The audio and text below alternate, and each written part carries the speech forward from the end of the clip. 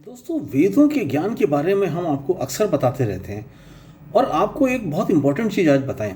अगर हम सूक्त 7 ऋचा 190 की बात करें, उसमें बड़ा स्पष्ट लिखा हुआ है, धूलोक से मूल वनस्पति के रूप में आकर पृथ्वी पर छाने वाली वो वनस्पति, जो वो 60 गांठों वाली वनस्पति हमारी सब रोगों से रक्षा करें।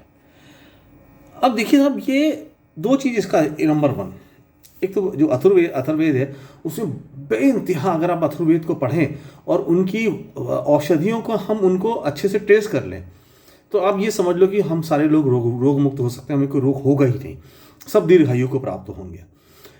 लेकिन वो एक रिसर्च का मैटर है और आपको टाइम लगेगा उसमें। लेकिन मैं जो आज आपको साइंस के बारे में बताना चाह रहा हूँ कि आज हमें जो साइंस बताई जाती है वो हमसे पूरी छुपा के बताई जाती है, हमें असलियत से बहुत दूर रखा जाता है।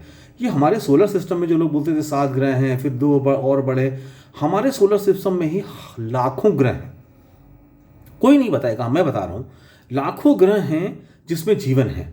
और अब हमारे वेद ने जो लिखा है धूलोक, तो धूलोक में पहले भी ऋग्वेद में भी लिखा हुआ है कि साहब धूलोक में हमारे जैसे हाथ पांव वाले लोग रहते हैं, वैसे ही जैसे यहाँ जीवन है वैसे वहाँ जीवन है। वो हमसे बड़ा ग्रह है, हम उसे क्या बोलते हैं, उसको ऐसे पिता, धूलोक पिता है तथा पृथ्वी लोक माता है, तो वो उसको मानते हैं, यानी वो उसको पिता मानते हैं, उससे बड़ा है, हमसे विशाल है, हमसे बेहतर लोग वहाँ पे रहते हैं। धीरे धीरे साइंस आपको बताएगी हमें एक ग्रह और मिला, हमें एक ग्रह और मिला, वो बताते रहेंगे, लेकिन हमारे वेद पहले ही बता चुके हैं। जो हमसे सबसे नियरेस्ट है, सबसे पास जो हमसे ग्रह है वो धूलोक है, जहाँ जीवन है। और हमारे लोक में जो वनस्पति आई हुई है बहुत ज़्यादा धूलोक से आई हैं, वो और लोकों से भी आई है, ब्रह्मलोक से भी आई है, वो देवताओं उनके दूसरे लोकों से भी लाए हैं, लेकिन बहुत सारी वनस्पतियाँ जो हैं वो धूलोक से लाई गई। तो ये जो लगा धूलोक से मूल भाग के रूप में आने वाली तथा धरती के ऊपर फैलने वाली 60 गांठों वाली वनस्पतियां हमें सब रोगों से, हमारी सब प्रकार से सुरक्षा करें। तो ये एक बेसिक चीज़ मैं आपको क्या बताता हूँ कि आज जो आपको साइंस बताती है, आज जो आपको नासा बताता है, इतने हजारों साल बाद ये चीज़ें तो हमारे लोगों को हजारों साल पहले ही पता थी। हम आज आगे नहीं बढ़ रहे हैं, हम अपनी छूटी हुई चीज़ों को याद करने की कोशिश कर रहे हैं।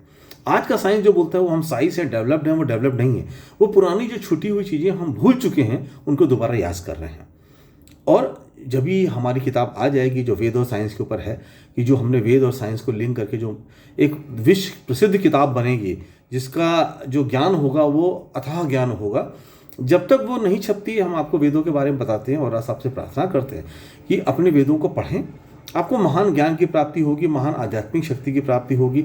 आप ये जो गलीच लोग जो सड़कों पे घूम रहे हैं, जो देश को, समाज को बर्बाद कर रहे हैं, तब आपको पता चलेगा कि ना ये हिंदू हैं ना ये इंसान हैं। जो इंसान की जो जमात लाई गई दूसरे देशों से, दूसरे ग्रहों से, वो कोई दूसरी थी। आज तो हम बनते बनते बनते बनते जानवर बन गए। तो दोस्तों, ये अथर्ववेद में लिखा हुआ है, ऋग्वेद में नहीं लिखा है, ये अथर्ववेद में लिखा है। और ऋग्वेद में भी ऐसी तमाम बातें हैं जो हम आपको पहले भी अपने इसमें बता चुके हैं। तो अपने महान धर्म को, अपने महान हिंदू सभ्यता को उन हिंदुओं से मत जोड़ो जो आज सड़कों पे घूम रहे हैं। आप बहुत महान सभ्यता के हो, आपके जो ब्लड है वो बहुत महान सभ्यता का है, वो दूसरी दुनिया से आया है। हम सब एलियंस हैं और हमें अपनी उस महान सभ्यता और महान ताकत को समझना पड़ेगा।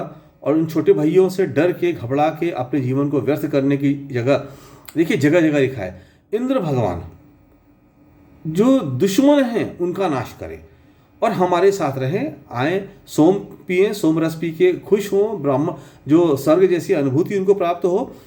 लेकिन हर जगह लिखा है जो दुष्ट है, जो छल करने वाले हैं, उनका अंत करें। तो जो आज आपको नुकसान पहुंचाने वाले हैं, आपके देश को नुकसान पहुंचा रहे हैं, आपकी जनमानस को नुकसान पहुंचा रहे हैं, आपकी खुशियों को नुकसान पहुंचा रहे हैं, जो आपके बच्चों के भविष्य को नुकसान पहुंचा रहे हैं, उनका अंत करने में कोई बुराई नहीं है। ये हमारे वेद कहते हैं। या तो लोग सुधर के वेदों के हिसाब से, हिंदू धर्म के हिसाब से महान हिंदू धर्म के रक्षक बने, दूसरों की सहायता करने वाले बने, और अगर जो लोग उसको विरुद्ध काम करते हैं उनको दंड का भागी होना पड़ेगा, उनको मृत्यु को प्राप्त करना पड़ेगा। और ये पहले वेद आए थे, वो इंद्रदेव आए थे, आज कोई और आएगा, लेकिन आएगा जरूर। आप मूक दर्शन बन के रहते हो तो आप हिंदू धर्म के नहीं हो।